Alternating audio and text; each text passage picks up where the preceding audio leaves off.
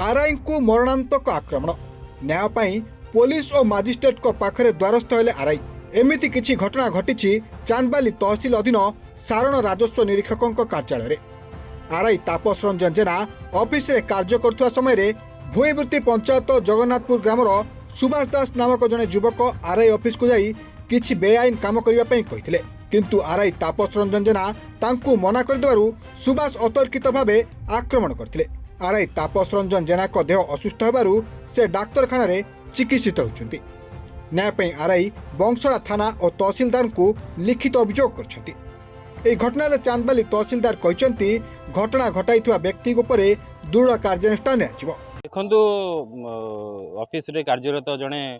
कर्तव्यपरायण RI को office रे बसी माड़ मारिया गोटे निंदनीय घटना घटना पचर कहानी विषय में मुझे कहबी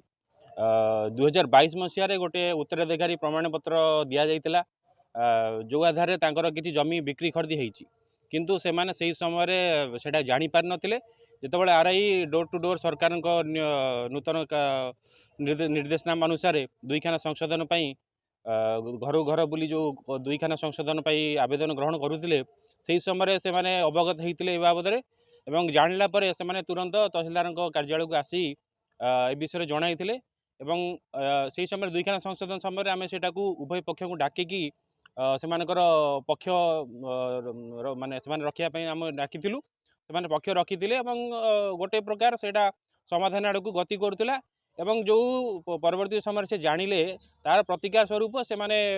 म्यूटेशन अपील कर लेगाल हेयर को जो सर्टिफिकेट चैलेंज कर किंतु आम यथोचित परामर्श देइथिलु से ठीक बाटर जाउथिले किंतु कौन सी कारण से कौन है आम तो अनुमान करूना किसी गुंडा श्रेणी लोक भड़ारे नहीं से आरआई ऑफिस रे जी बाबद किसी जानी भी ना कौन बैकग्राउंड रे कौन कौन ये जमी बड़ी समस्या होती किसी विषय अवगत न थाई हठात गोटे ऑफिस को पशिकी कार्यरत आरआई को ऑफिस रे बसी माड़ मारिया गोटे पुणी सीसीटीवी रे तार विजुआल भी सीसीटीवी लगी से ऑफिस रे रिसेंटली लगी से बात अवगत थाई भी गोटे ऑफिस रे मारिया गोटे निंदनीय घटना तेणुक यह दृढ़ हस्ते आम दमन करुचु एवं सरकार तरफ आम कलेक्टर साहब सहित कथा सरकार तरफ विहित कार्यानुष्ठान निमंते आम प्रार्थना करुचु।